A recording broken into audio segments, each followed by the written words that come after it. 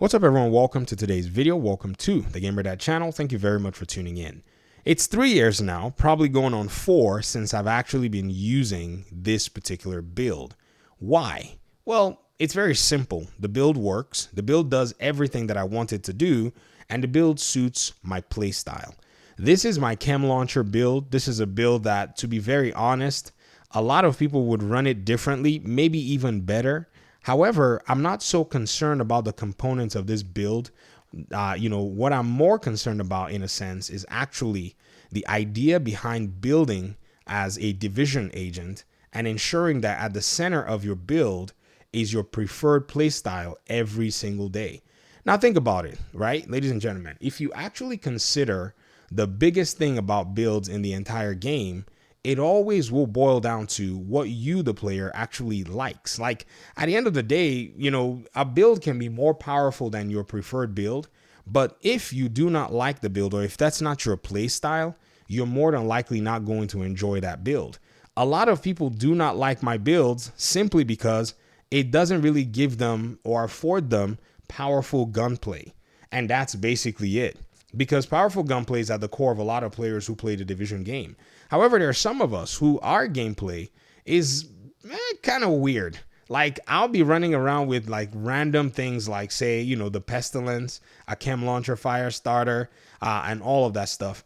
But I really do like the fact that the Division gives you a lot of options to be able to go ahead and, run a diverse number of builds, and a diverse number of playstyles are acceptable here. Even though the meta is really strong in those categories, if you get what I mean. What I mean by that is, sure, I'm running a chem launcher and the fire starter, but there are just like a few things that I can use for it. Eclipse is going to be number one, in regard to this, or maybe you might want to use something else. But in terms of damage that I can deal with this thing, yeah, Eclipse just basically gets the job done. But the main, crux of the matter is, if your playstyle is not at the heart of your build, you're more than likely not going to enjoy yourself when you're using the build. Having found this playstyle, just a few, I think it was a few years ago. Yeah, like I said, about 3 years. I just have not stopped using it. And it's weird to just continue to see myself every day when I switch to a new build. Even if the build may be powerful, I go ahead and come back to this build. Now, when I'm playing other missions, and context is huge too. So I just talked about your preferred playstyle. But what is also the context of your build? Because context will really push your build to its maximum limits. If I was going in, say, for a raid, I'll never take this build. If I was going in for an incursion, more than likely I wouldn't be taking in this build as well. I've also seen some other people use a similar version of this build, but they use a different chem launcher in that regard. So those are the two things that I think are very critical when you actually start talking about builds in a Division game. It's your preferred playstyle and the context within which you're using the build.